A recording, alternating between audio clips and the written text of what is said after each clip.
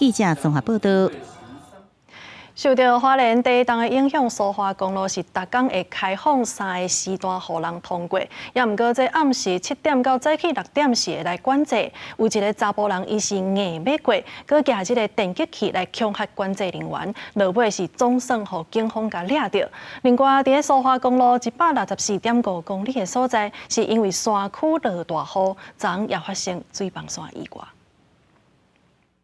当时去到苏花公路的总德管制站前，来一台小客车管制人员上前通知已经过通行时间，也毋过查甫人煞一直挖进管制人员，后来也家己拍开闸门，塞车过路。原来迄当时查甫人摕电击器恐吓，逼管制人员放行。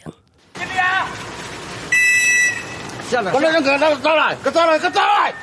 昨天他也是大概这个时间从这里穿过。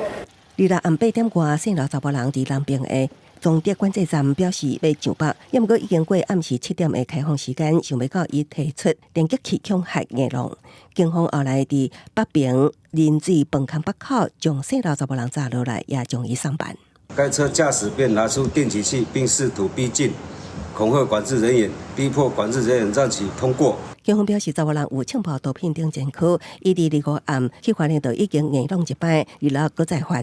除了以刑法妨害公务恐吓罪移送检方侦办，也要以道路交通管理处罚条例开罚900至1000罚款。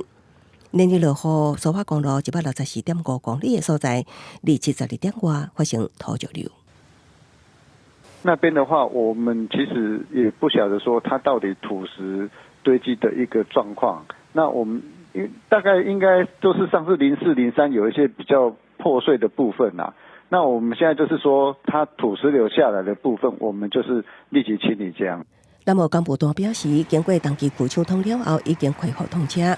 经过地动了后，当地的土石也是真无稳定。目前规划到5月底进前，大桥线林水饭坑北口到总德管制站之间，逐工维持6至8点，中昼12点到下昼1点，尾暗5至7点这3个通行时段。暗时7点了后，会有警性封闭，提示驾驶人爱注意。记者综合报道。